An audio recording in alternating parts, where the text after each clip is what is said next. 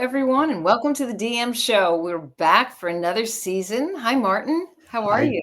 Good, and great to see you, Deirdre. I'm really excited about today's show because we have a very, very special guest.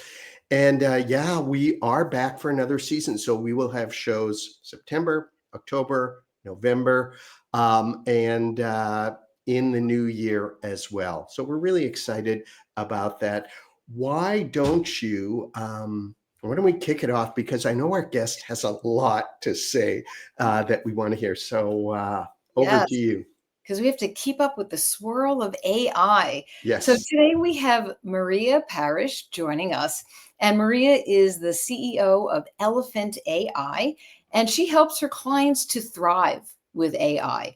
She is a recognized speaker, she's a university lecturer, and she is also a LinkedIn learning instructor. And I recommend and highly advise that you all check out Maria on LinkedIn. Go connect with her because I did not do justice to what she's doing in her career and how she's helping people. So let's bring Maria into the broadcast. Hello, Maria. Hi. Good to see you. And you're traveling too. You're in India. Yes. All the best sent from India. Yes, from India, Chennai. I came here for business. And because I'm not sure if you are aware, but India is one of the hearts of AI currently. Everyone is looking at India because China and US, obviously, there is a struggle, two giants, but in the middle, there is the little one that is growing the fastest right now in terms of AI, faster than any other country. My goodness, I didn't know that. Very cool. And you're at the heart of it. So thank you for joining us from India. And there's so many questions that we want to ask you, and I'm sure the community has questions too. But maybe we can just kick it off and assess a little bit. How do you think we're doing with AI in the workplace? Oh, I have two answers. One is the official one. And the official one, we are doing very well. Obviously, we are doing whatever we can. We are implementing whatever is there on the market. But to be honest, the second answer, this more closer to the truth, is that we are much earlier that we expected ourselves to be. So right now we are at the verge of revolution, the implementation revolution. So we already have the technology, we have the data, we have people. However, not many people in business are still aware of AI and its potential, but the implementation is not there. So we are somehow dreaming about the power of AI, but still we cannot grasp it. So many companies they I work with, one of our latest clients is actually the Warner Brothers, right? So like how we are discussing it with clients, they are saying we know that there is a potential because we hear about it, but we cannot see it in the numbers. And that's the struggle. That's the moment in time when we need to believe that AI can help us, because we data scientists, we know what it can do to businesses. However, businesses still are not feeling this power. Feeling, I mean, seeing it in front of them in numbers on their spreadsheets. And this is the moment we are at right now. Although the high hopes obviously are there everywhere. So it really interesting that you said that, Maria, because it's true. It's like this dichotomy we're facing. We have these tools, but they're coming too quickly for us to really know what to do. Or for many people who don't have, say, a data science or computer science background to know what to do with them. And so we're partially feeling overwhelmed by that. If someone asked you for advice, I mean, this was the title of the show, about how to get beyond feeling so completely overwhelmed, what would you tell them? I would tell them, first of all, don't be afraid. So many people are afraid that this is somehow, I don't know, blow up if they touch it. Of course, it will not happen. There are like many tools, more than 50,000 AI solutions right now.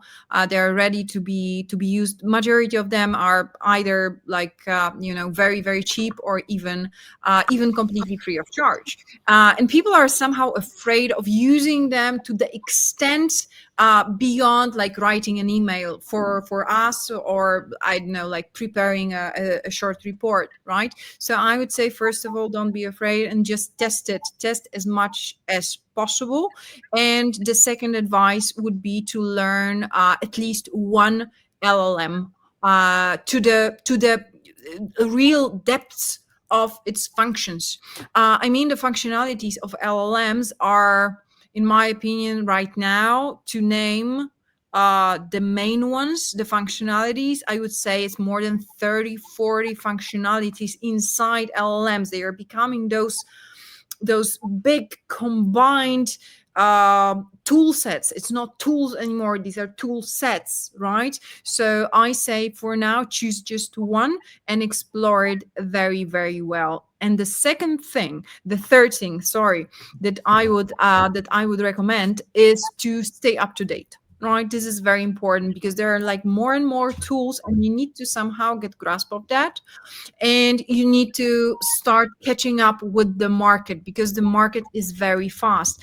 And once you get into that, at one point you will start noticing the same elements coming again and again and again, and then okay, there is, let's say, banana. Okay, banana is amazing, it's a great tool, but what can I do with that? Create a picture, right? So, to be honest, from the functionalities point of view, the business value, it's not that valuable. I mean, it brings another quality, but doesn't bring completely new functionality. So, I always say to our students, managers, clients, that they should find themselves in a point where they can differentiate the hype from actual value. And the only way you can do it is through education. LinkedIn is one of the best resources right now. And the second thing is to catch up with the market. Just follow a couple of people. We can suggest the names if you want after the show, and just analyze every day what's going on. And after around 2 3 weeks, 4 weeks maybe, you will start noticing the patterns, and it will become easier. You will stop being afraid of that, like another news. After 4 5 weeks, 3 4 5 weeks, you will get to the point when you would be saying, oh, there is another mole, interesting, but I can put it on the side. I will look at it later, because I know it will not bring value to my business value stream. Let's talk about that value that you just said, because I know there's a lot of enthusiasm. We always recommend going out and testing and trying new things. But when it comes to the value, do you think the companies are stepping back and saying, let's try to solve a problem and use AI, versus let's just test a whole bunch of stuff? And that does come down to strategy. What do you think, Maria? Absolutely. You are absolutely right. And when we start working with clients, they usually say, we tested already quite a few tools on the market. We don't like them. People don't like using them. And we are not seeing any effect on our business except for confusion. So when we start our work, the advisory work that we usually do, we give companies 3 simple steps. And I think you will find it very valuable. So this is like, searching for value. I call this process. So the first step is to learn AI. You need to familiarize yourself with AI. I mean, I'm talking about the companies first, the boards, then the managers, and they need to start using the tools. So very simple tools off the shelf. Don't build anything at this point, because you need to gather data. You need to understand the power of data. Very simple. Use a couple of tools.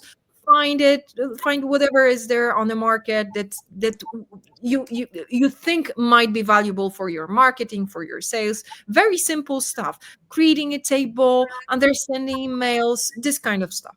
Then once you know and understand the power of those tools, you will know what else you need. Because for now, majority of companies, they don't even know what they want, because Exactly. we don't know what is there. So the second step is, once they understand those tools, they already know the gap. So they are able to do the second step, which is AI agents, no coding or coding. So the tools that allow you to automate stuff on your own inside your company, because they are already aware what those tools are able to do. And at the same time, we are talking about fine tuning. So using, for example, RAG technology, RAG structure, to update the existing model with the data from the company. And this model systems, they become let me say, more like tailor made for the company. They start using the data from the company, and it's safer. And the third step is already the first part, the first step, I would say, is from 3 to 6 months. The second one, it's usually around the same time, depending, of course, on the advancement of the company, their size, their strategy, so on and so forth. And the third step is actually building, because on the third step, after 6 to 9, sometimes even 12 months, companies are able to say, okay, this is what's on the market, this is what we have fine-tuned, and this is what we have built with agents. Now we exactly know what we want to build, and this is the moment for investment. Before that, be very careful about the investment, right? And on the way, we usually also teach companies how to build their AI roadmap. So how to select the best projects, but it will not happen at the very beginning, because companies, they expect us to come and to say, okay, Miss Maria, tell us what is the best portfolio of projects for us. And I always tell them, I don't know. So you are not that proficient, you are not such an expert as you say you are. And I say, no, no, no, it's the other way around. I don't know all your processes or all your challenges inside your organization, just as your managers and people who are like doing the processes, doing the production or the services, they are aware of that. I'm not, and I will probably never be.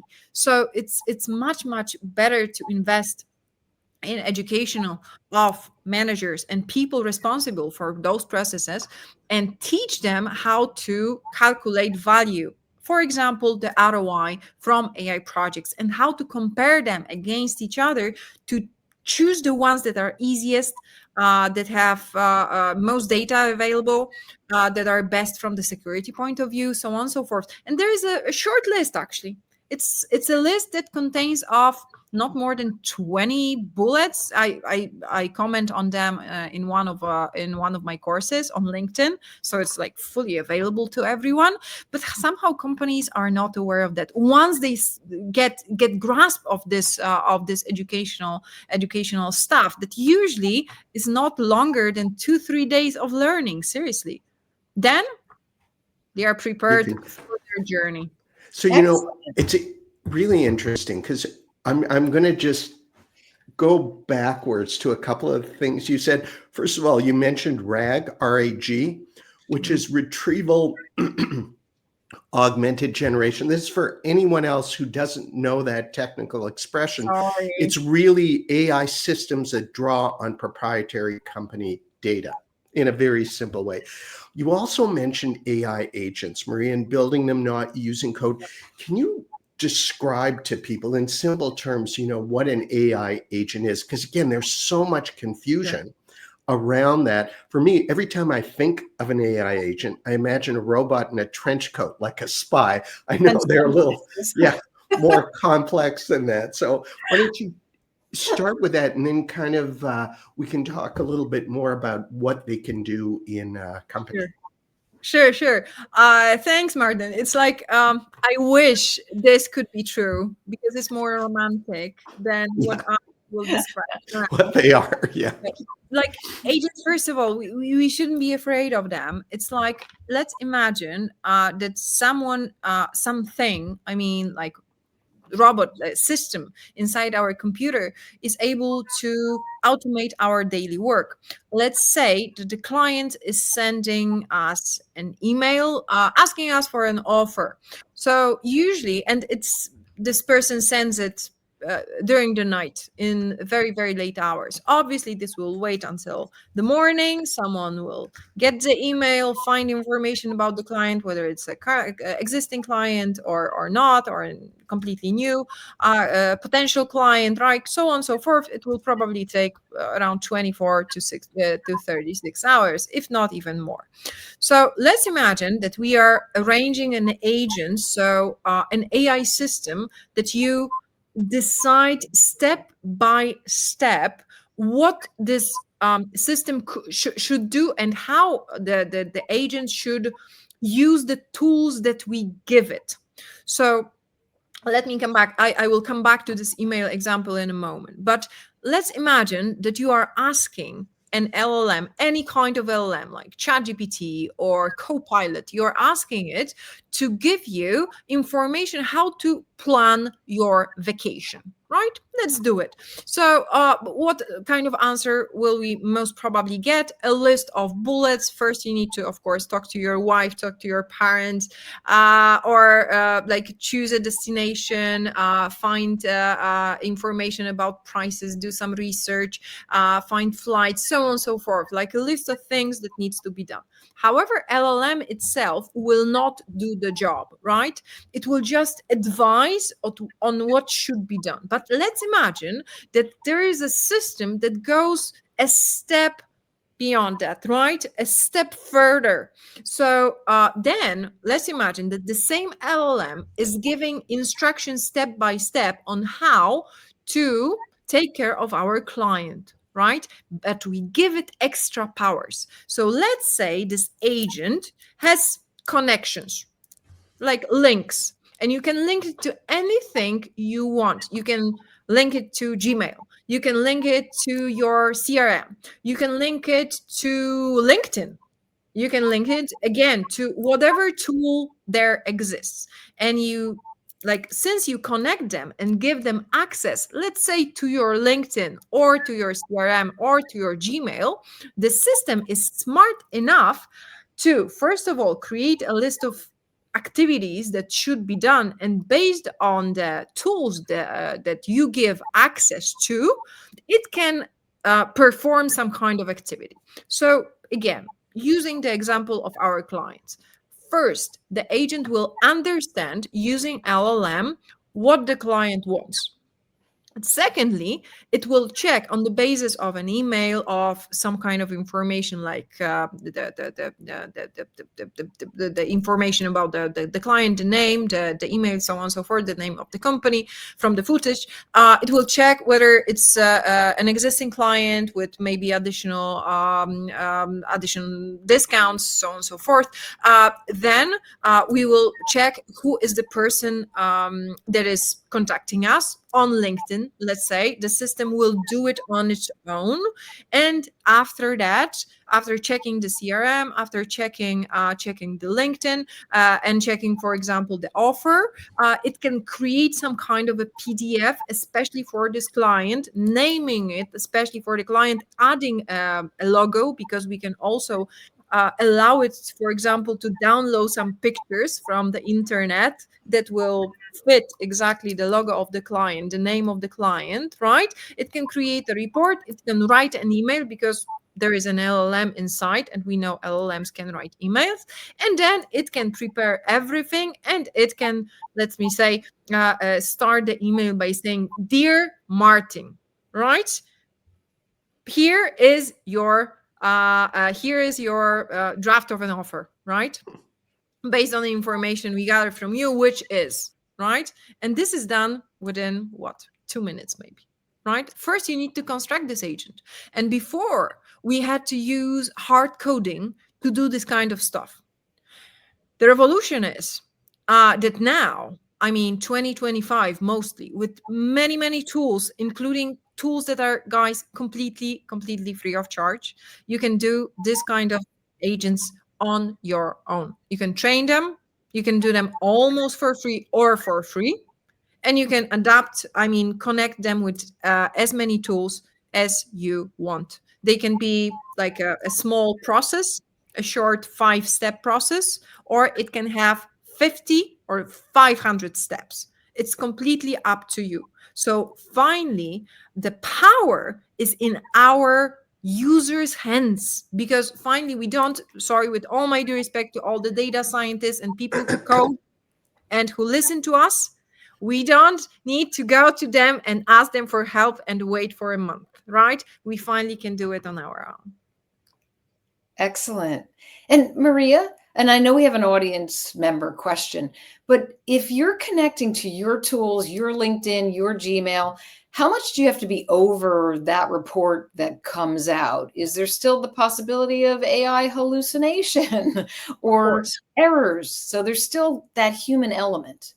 Of course, it needs to be checked. So the system, usually how we design those systems, the email would be waiting in your box to be sent.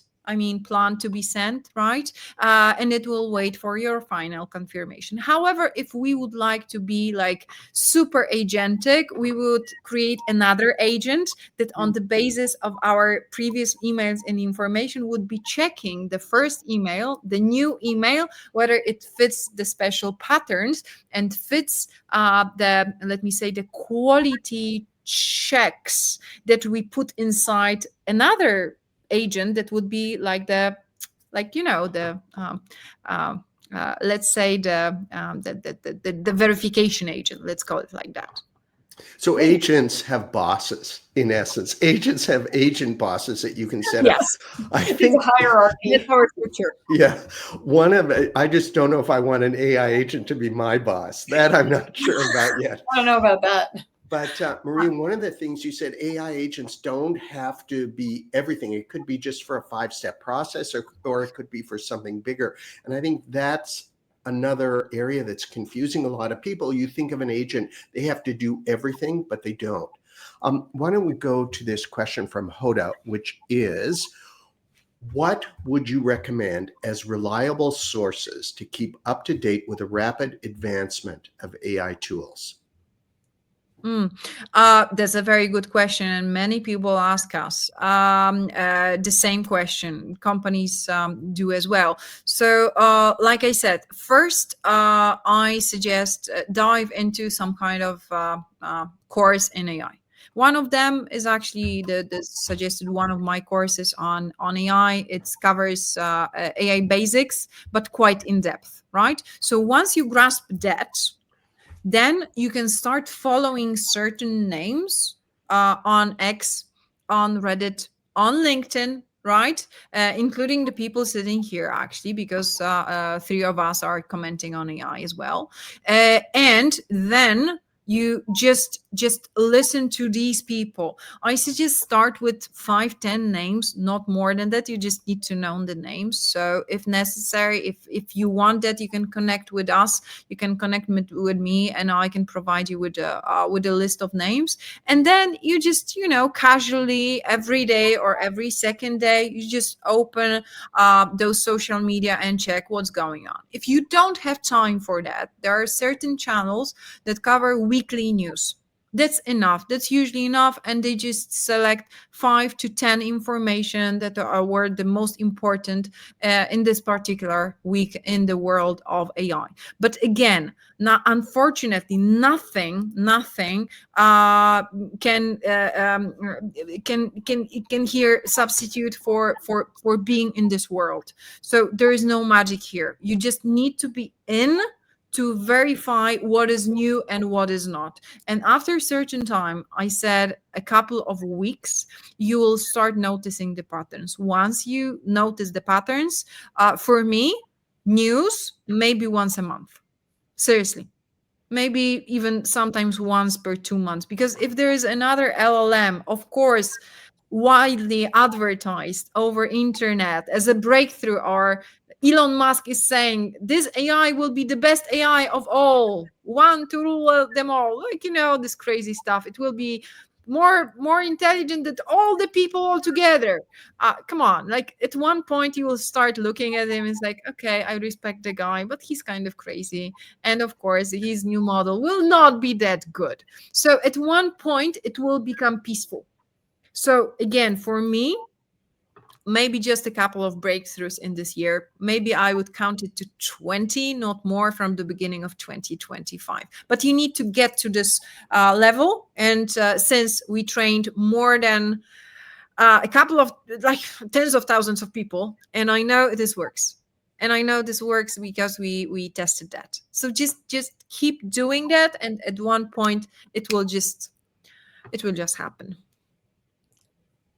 And it's happening. It keeps happening. Martin, I just looked at the time. I know, Maria, we're going to have to get you back because we only have about 5 minutes left. I thought that is a really good point about not being overwhelmed, because the thing is, the tech companies are fantastic at hype, and they will announce all sorts of little product updates or developments that improve things a little bit, but aren't that major. And if you're paying attention to the tools, you'll know what's going on. So really, to be able to step back, get that understanding, but manage the onslaught of information so you don't completely feel overwhelmed by everything, that happens there. Exactly. Can we get one last question in for Maria, just to give us some parting thoughts on how to be more strategic or productive? Maria, what do you think? What do you want to tell everybody to leave them with some lasting thoughts and insights? I always suggest pick one tool per week. Seriously, it doesn't seem a lot, but what you need to do with that is not just follow social media and look what others are doing. Take one tool that you like. You can use the platform called There's an AI for that. It's quite decent, not a lot of hype in there, and more than 40,000 tools already. So you can just mix and match and pick one per week. You can start from the most popular one, they're rated there, and just use it for your own stuff. That's the most important thing. So don't read about it, use it. Then you will learn. The second advice, also quite powerful, is for you to start listing the things you are doing every day on your computer. So I'm writing an email, I'm reading an email, I'm correcting someone's I don't know, some kind of agreement, some kind of document, I'm creating a report, so on and so forth.